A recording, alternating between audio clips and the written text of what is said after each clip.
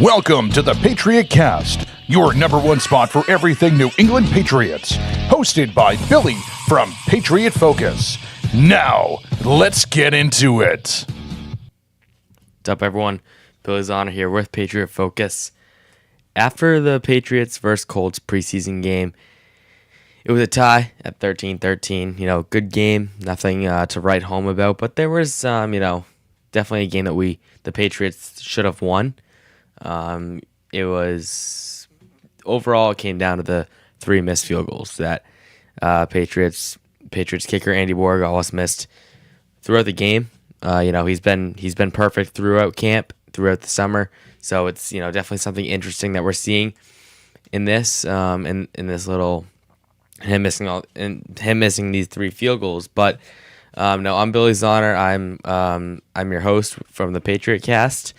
You can find me on at Patriot Focus on all your social media. So tonight we're just gonna it's 2:00, so we're gonna be recapping the post game recap of the Patriots vs. Colts preseason matchup. Like I said, it was tied. It was nothing to really write home about, but definitely not a bad game. So we're gonna get this Twitter stream going, and then I'll be right back.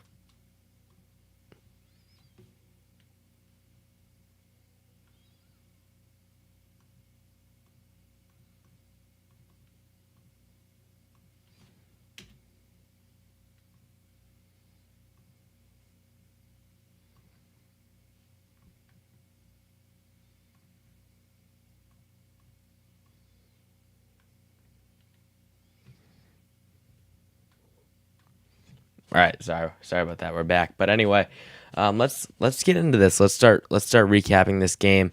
So, first preseason game, right? We didn't see Drake May, we didn't see Christian Barmore, we didn't see these starting guys like Robert Spillane, AJ Brown. The guys that you show up to Gillette Stadium and you want to watch. Christian Gonzalez, big talk around New England. The Patriots hosted the Colts in a joint practice on Tuesday.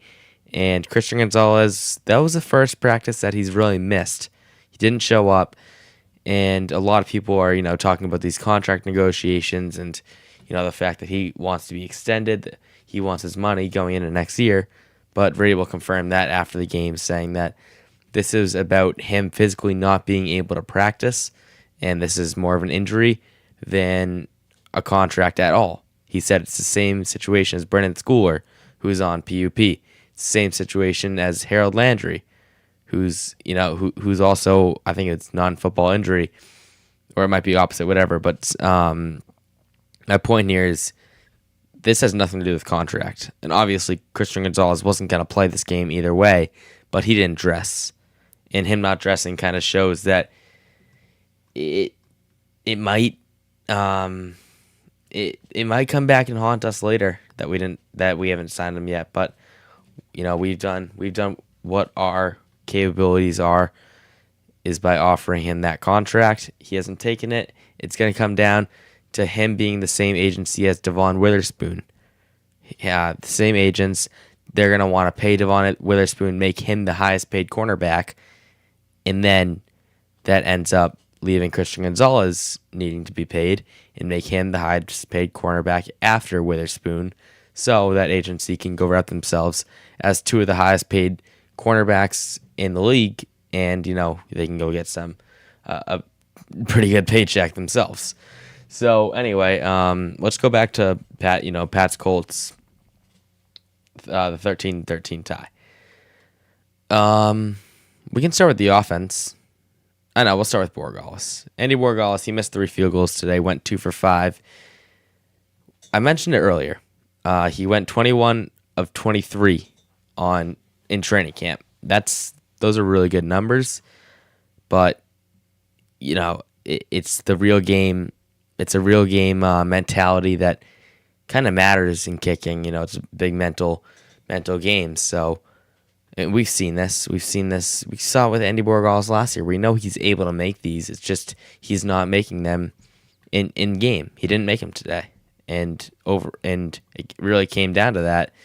Obviously, it doesn't matter if you win or not in preseason, but if one of those 3 field goals that he missed went through the uprights, it's a different game, right?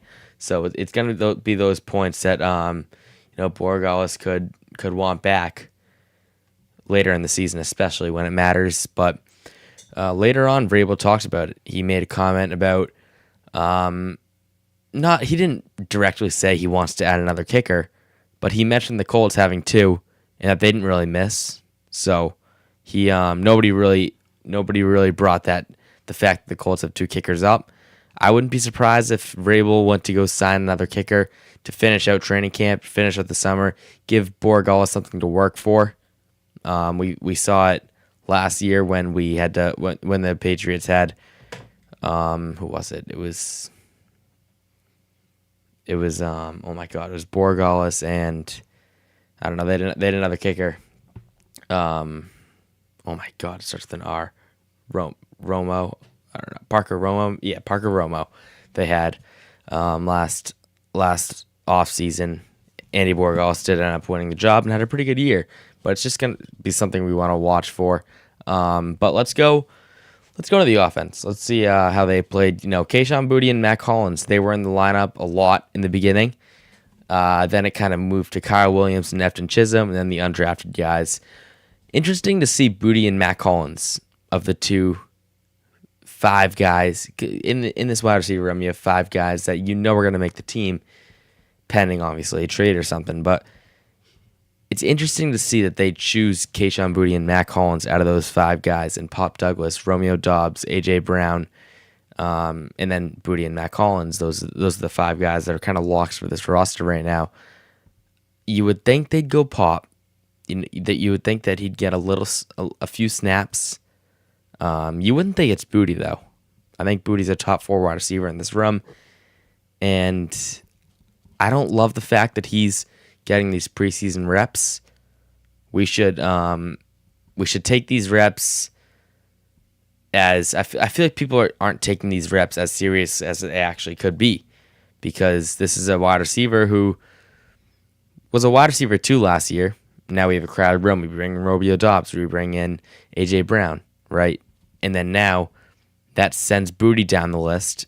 He obviously says he wants to be in New England, but if he got traded right now, what does that make his situation like? He's a good receiver. Maybe he goes to be a wide receiver 2, a wide receiver 3 in another team instead of being a wide receiver 5. The Patriots just basically told him that he's they basically just told him his value in this room by sending him out in that preseason game. I don't love the move. I think you should have kept him on the bench, just like the other guys like AJ Brown and Romeo Doubs. You should treat him the same as Romeo Doubs. I don't see a big difference in talent when you compare Romeo Doubs and Kayshon Boutte. I would argue with you that Kayshon Boutte can be better than Romeo Doubs. I think the upside, I have Boutte on the upside, so you shouldn't be treating them any different. I don't love the fact that Kayshon Boutte played today. Maybe it's something that I'm looking into too much. Matt Collins, even then, he's getting up there in age. He was a big part of what the Patriots had last year.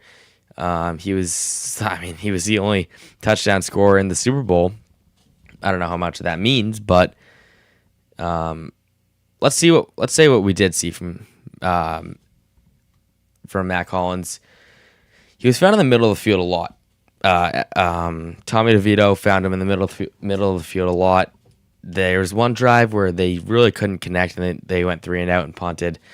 But overall, Tommy DeVito had a pretty good day. The wide receivers between Boutte and Matt Collins, they were only out there for the first quarter, and then, like I said, Kyle Williams and Efton Chisholm came in. But let's go to quarterbacks. Tommy DeVito, he played pretty well. He went 13 for 22 with 138 passing yards and 1 passing touchdown. That passing touchdown being to Kyle Williams. Definitely good to see his name in the box score. He's had a pretty slow summer. We were counting him as a wide receiver 7. We were seeing that in training camp at one point. Then we see Mike Vrabel giving him a lot of praise, and the next day taking reps with Drake May. So this wide receiver room, it's so crowded, it's so packed that we're seeing such different things in different days. And today, Kyle Williams, he was with Efton Chisholm playing, so you can definitely, on the outside looking into this wide receiver room, you can see who's on the bubble and who's obviously has their locked in spot. It's going to be Matt Collins and Kyle Williams. It's going to come down to them unless you want to keep 7 receivers, which is something Vrabel's talked about. He's mentioned that he wouldn't be opposed to it, but it's just highly unlikely that they keep 7 receivers, especially with the fact that they have plenty of tackles that they could be they could be storing too. Let's see the comments in here. We definitely should have beat them. However, I'll take the tie. It's the preseason. I mean, I'd love to win, but at the same time, you win some, you lose some. And we definitely should have beat them, but we didn't. We didn't get the win. So anyway, sorry. Let's get back into the offense. Yeah, DeVito, he didn't have a bad day. He didn't shine though. 13 for 22 isn't bad. But yeah, this wide receiver room, it's really interesting how it's gonna run with Williams and Chisholm. I don't know who's gonna get it. It's based off today, I'd say Williams is winning it. Based off training camp, I'd say Chisholm's winning it. We're seeing both of them on the unofficial depth chart as kick returners in the same kick returner group, number 1. So, obviously the team trusts them in special teams. They want to get into special teams because they know that they're in jeopardy for the spot on this roster. And special teams, as we know, it'll do it. Ask Del Pettis. Ask guys like Brendan Schooler, right? Like these guys, they live off special teams, and that's how they do it. Not as much Tanner Arkin as I would have expected coming into the preseason. I expected Tanner Arkin to be heavily used in the bootlegs. Second quarter to fourth quarter, I would have expected Arkin to get a lot of snaps as a run blocker and obviously pass blocker as well. He didn't get many at all. I didn't see too much of him. Let's see on the box score what he got. He didn't get a single target in the day. So I know he was in there at fullback at the beginning. But that's all we saw from Arkin. Jam Miller, this RB3 role is something that we've been watching all summer, and things really took a turn this morning when the Patriots put Terrell Jennings on injured reserve after he came from PUP earlier in the summer. I mean, he only practiced for about 4 or 5 days until this morning where he got put on injured reserve and his season comes to an end. That takes out another running back, and he was almost locked in at running back 3 too. So now it comes down to Lan Larson or Jam Miller. If you were to ask me today, Jam Miller definitely won that spot as he was a leading rusher for the Patriots, picking up 55 yards on 14 carries. But not crazy numbers, but then you scroll down to Lan Larson, who was a 5th leading rusher for the Patriots with 7 carries to 1 yard. So Larson, half the carries Miller has, but Miller has 55 times the yards as Larson has. So Lan Larson, he took some snaps as a kick returner today, so he's gonna need those special teams that special teams rep to get him a roster spot. Back to the game. We gotta be quick here because I'm trying to get to bed. Kobe Prentice, he was the leading receiver as he picked up a few punt returns. He had 3 receptions for 40 yards and grabbed a 19-yard reception on a long comeback route. Prentice, he has definitely an uphill journey to even touch this roster. I definitely don't see it, but he's a quick guy from Bama. We picked him up from Arizona earlier in the offseason. Cameron Dorner, he was pretty quiet today. He was pretty loud during training camp when he was working with Baron Morton, but had that 45-yard reception that got called back from a penalty in the backfield. I think it was an illegal man downfield or something. But it was a illegal man downfield on James Hudson, who didn't have too good of a day, but he played 4 positions. So we'll get into him in a minute. I would have liked to see a little more from Dorner, especially because him and Baron Morton have connected throughout the summer. But maybe it was just a rough day for him. He like I said, he had that 48-yard ball, just didn't get marked in the score sheets. Aside from that, he had that 1 reception for 18 yards. It was a nice little comeback route. Nothing to write home about for Dorner. And then, like I was saying, when you get into that wide receiver 6, wide receiver 7 role, it was Kyle Williams who beat Efton Chisholm on the day, just because the production and the touchdown, right? Like you can't. Chisholm not only Williams not only won in the touchdown aspect, but he also had more yards. I guess he had 1 less reception, but how much does that matter when you pull up the yards and touchdowns? So that touchdown that Williams had, it was pretty nice. It was a nice little fade that he faked out the corner on. So good day for him all around. He really needed it too. So let's see what else we got here. Eli Raridan used a lot in the bootlegs. What else? Oh, Caleb Lomu, rookie first round right tackle. He played the entire first half as a right tackle. Rabel mentioned that he might get a few more snaps at guard. We didn't see anything like that. We didn't even see him on the left side. He didn't do too good. Had those first game jitters. He got beaten in pass protection. I'd say a good amount, and gave up a tackle for loss in the run game. He was also He was also an ineligible man downfield on a screen pass to Lan Larson that would have ended up getting us a first down. We ended up punting that drive. It took back a 24-yard completion. Again, not a great day for Lomu, but he'll get adjusted into everything and be okay. James Hudson, now we're in the offensive line. He played 4 positions today. It went from right tackle to left tackle. He just didn't touch a center spot. It's good to see that we have that interior depth, just because we saw Ben Brown get hurt today. We saw Andrew Rupp also get hurt today or tonight. So, it's good to see that we have that depth. We're okay with the interior offensive linemen.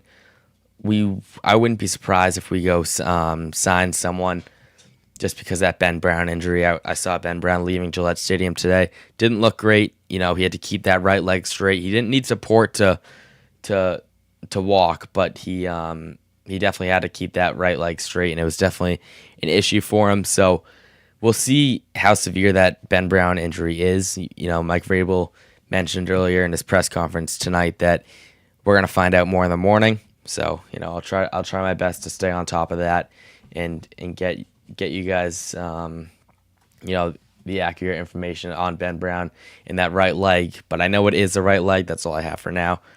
But yeah, Hudson, he showed a lot of signs as a qualified swing tackle. Something that we lost in Thyron Munford last year. Let's get to the defense.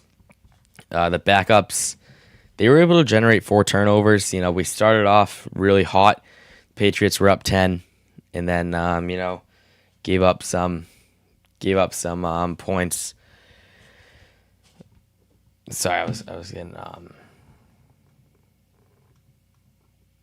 sorry, I thought there was some Pats news. Anyway, no, Kendall Vildor, he picked up an interception, and John Sanders Jr., he also picked up an interception.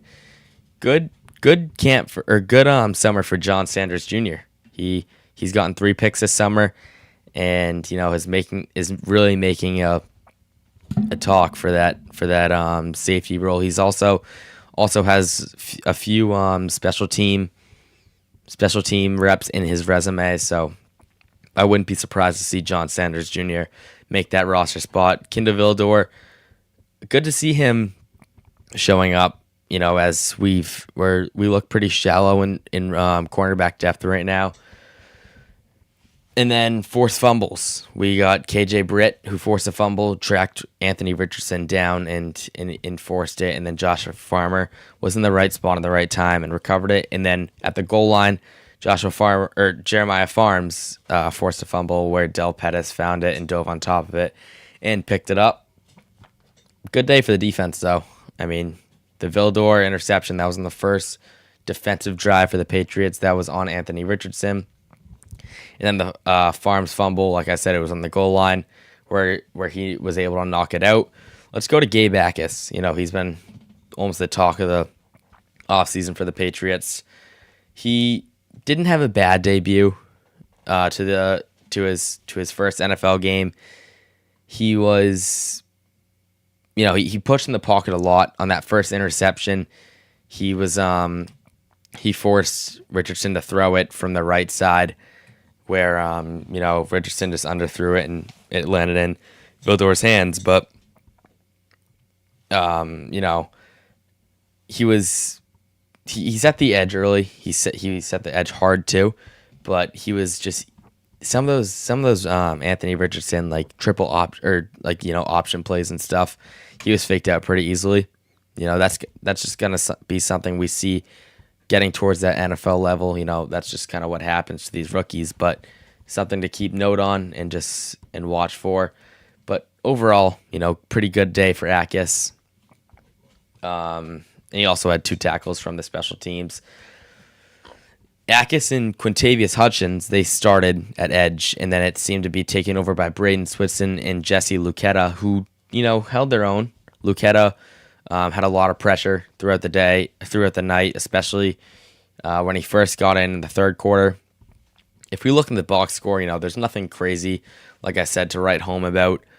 You got Baron Morton, who, 66 yards and 7 completions, not bad, but he was over 50% on the day, or on the night. Sorry, I'm really losing it. And then Channing Canada, he was a cornerback who was playing all game. Didn't really see him come off the field too much. He had eight total tackles, 4 solo tackles. Great day for Canada. I think he did drop an interception, but no, Canada had a great day. So did Khalil Jacobs. We saw him come in kind of earlier in the game than most of the undrafted guys. So, Vrabel definitely has something going for him. He knows a little bit about Jacobs. He ended up having 6 tackles in the day. And then, under that, there's those guys with those picks and the PBUs. But, yeah, if we go out, Bryce Baringer, he had 6 punts, 309 yards in those punts, and 3 of them were in the 20-yard line. He had I would say Baringer had a pretty nice outing for the first of the season. But aside from that, there's not much more to talk about. It's a preseason game, not a very exciting game. Tarps were off at one point, but it's 2:30, so I'm gonna get to bed here. But we're gonna I'm gonna write a article on the takeaways that'll probably be out tomorrow morning with Conquer Sports, and then so that's gonna be it for tonight's post game show. Just wanted to give you guys something after the game. Very kind of a quiet game. Not too many fans didn't really show up too much until the end, where it got pretty loud and looked like a student section in Gillette Stadium. But aside from that, nothing crazy happened throughout the night. That's gonna be it. That's gonna be it for tonight's post game show. I'm Billy Zahner with Patriot Focus. Make sure to follow Patriot Focus for all your Patriots, New England Patriots content, and then obviously the Patriot Cast on YouTube, Spotify, and Amazon Music. That's where you can find us. And so thank you guys for listening tonight, and hope you enjoyed it. We got a practice on Saturday that we'll see if I can get into. It's season ticket holders only. Well, we'll see if we can get into it. Aside from that, we got 2 more joint practices and then another preseason game next week. We'll be covering the 2 joint practices and the preseason game. See if we can get something on site at Gillette Stadium for the joint practice. I'm not sure about the preseason game, but I'm excited. A.J. Brown gets to welcome his team back into Foxborough. It's going to be something interesting. We might see, a few scuffles.